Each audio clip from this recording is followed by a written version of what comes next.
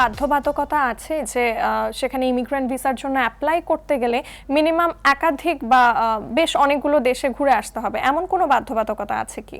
ধন্যবাদ ইন্দ্রাণী। ইমিগ্রেশন ভিসার জন্য আপনি কোনো দেশে যেতে হবে না। ওকে। ইমিগ্রেন্ট ভিসার জন্য শুধু আপনি সারা জীবন যদি বাংলাদেশে থাকেন এনাফ।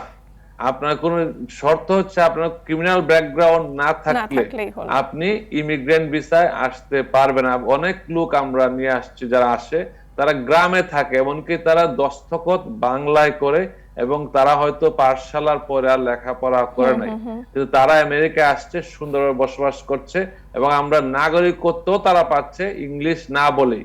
আমরা আমেরিকার নাগরিক, অনেক নাগরিকত্ব অর্জন করে দিচ্ছি তাদেরকে। তারা যারা ইংলিশ একদম বুঝে না, শুধু বাংলায় বুঝে। কারণ এই দেশটা, বললাম, এই দেশটা এত ইমিগ্রেন্ট ফ্রেন্ডলি, বিশ্বের কোন দেশ এটার ধারে কাছে আসতে পারবে না। আমরা এমনও লোক এখানে নাগরিকত্ব হচ্ছে, অনেক লোক নাগরিকত্ব দিচ্ছে যারা শুধুমাত্র বাংলা কথা বলে, বাংলা লিখে, তার জীবন ইংলিশ বর্ত হয় না, কারণ তারা ইংলিশ কোন সময় পড়ে নাই। আমরা খুব সম্মান, অন্য দেশের ভাষার প্রতি সম্মান প্রদর্শন করি, অন্য দেশের সংস্কৃতির প্রতি সম্মান প্রদর্শন করি। আমরা চাই অন্য দেশের সংস্কৃতি আমাদের দেশে আসুক, মানে আমেরিকাতে আসুক, এবং আমাদের সংস্কৃতি সমৃদ্ধ দেশ। We call diversity is our strength.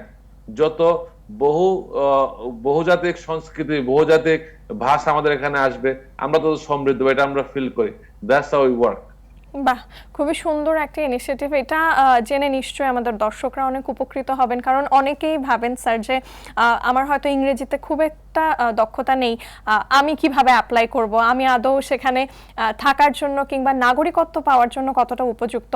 এই প্রসঙ্গে একটু জানতে চাই যে ইমিগ্রেশনের জন্য যখন অ্যাপ্লাই করা হয়, প্রথম কাজটাই হচ্ছে একটা অ্যাপ্লিকেশনকে প্রপারভাবে ফিল আপ করা। সেইখানে আসলে কতটা সিনসিয়ার হওয়া দরকার, কিংবা কোন কোন ভুলগুলো আসলে দেখতে পান একজন বাংলাদেশী যখন অ্যাপ্লাই করেন? ধন্যবাদ। আমি আবার আপনার ক্লারিফিকেশন দিচ্ছি।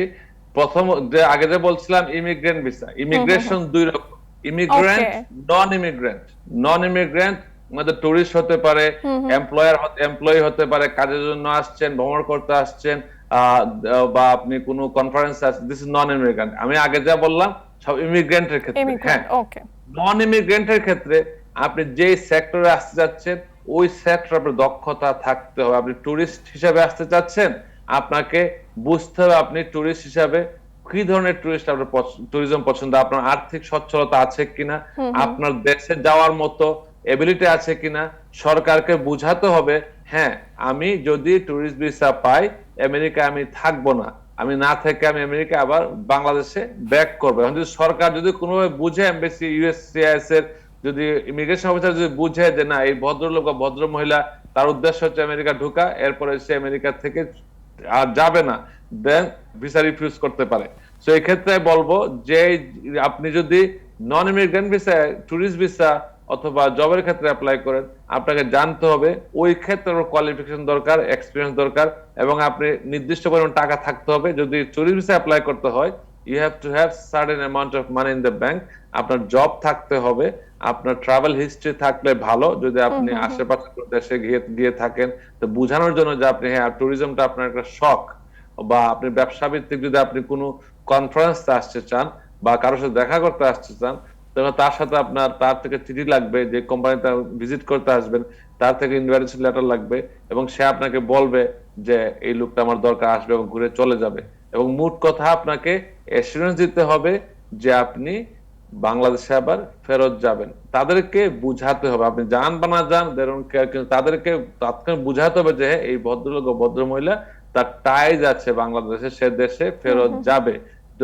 ধরেন কারো সরকারি চাকরি করে, তার পার্মানেন্ট চাকরি, সে হয়তো দেশে যাবে, তার ফ্যামিলি দেশে রেখে আসছে, দেশে ফেরত যাওয়ার কথা, তার বিশাল ইন্ডাস্ট্রি আছে বাংলাদেশে, তার বড় ধরনের কোনো ব্যবসা আছে, সে যাওয়ার কথা। তারপর অনেকে সে থেকে যায়, অনেকে এটার পরেও কিন্তু বাংলাদেশে ভিসা নেওয়ার সময় অনেক কিছু বলে না, তারপরে আসার পরেও কিন্তু এখানে তারা অন্য ধরনের ফাইল করতে পারে।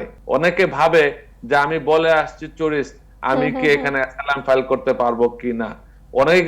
অনেকে শত শত লোকে আসার পরে অ্যাসাইলাম ফাইল করে, এটা কিন্তু অবৈধ না। অ্যাসাইলাম ফাইল করতেই পারেন, তখন হয়তো আচ্ছা। আপনি থ্রেটটা ফিল করেন নাই, এখন হয়তো আপনি থ্রেট ফিল করছেন, তখন হয়তো থ্রেট ফিল করতে কম, আমেরিকা আসার পর দেখছেন না থ্রেটটা আসলে জেনুইন, তখন জেনে নেওয়া বুঝেন নাই। সো এই ক্ষেত্রে অ্যাসাইলামও ফাইল করা যায়, অপশন গুলো আছে এখানে। আর অ্যাসাইলাম বলতে অনেকে ভাবে যে সরকারের বিরুদ্ধে বলতে হবে, না, সরকারের বিরুদ্ধে ছাড়াও অনেক কারণে অ্যাসাইলাম হতে পারে। এটা হয়তো একটা অন্য সময়ে ফুল কয়েক ঘন্টা ডিসকাশন করা যেতে পারে। যে নিশ্চয়ই, অ্যাসাইলাম নিশ্চয়ই। শুধুমাত্র সরকারের বিরুদ্ধেই বলতে হবে না, যে আমার সরকার ভালো থাকলে অ্যাসাইলাম, ইন্ডিয়ার বিরুদ্ধে ইন্ডিয়া অ্যাসাইলাম হচ্ছে। সো এগুলো আপনারা অনেক আমি সবাইকে বলি, যখনই কারো স্পেশাল কোনো কনসালটেশন দরকার, আপনাদের উচিত একটু মানে নিজস্ব পয়সায় কনসালটেশন ফি দিয়েও আপনি কিন্তু বিষয়টা সম্পূর্ণ জানতে পারেন, এবং আপনার সম্পর্কে প্রতিটি ইন্ডিভিজুয়াল কেস ইজ ডিফারেন্ট, অন্যটা দেখে আপনি নিজের সিদ্ধান্ত নেবেন না। এখন মডার্ন যুগে ভিজুয়ালি ভার্চুয়ালি আমরা কনসালটেশন করে থাকি, বাংলাদেশ থেকে আমেরিকা আমরা কনসালটেশন করে থাকি হোয়াটসঅ্যাপের মাধ্যমে, অনেক কিছু সম্ভব। সো আপনারা কোনো প্রতারণার শিকার হবেন না, এবং অন্ধকারে ঢিল মারার কোনো সুযোগ নাই। This is like science.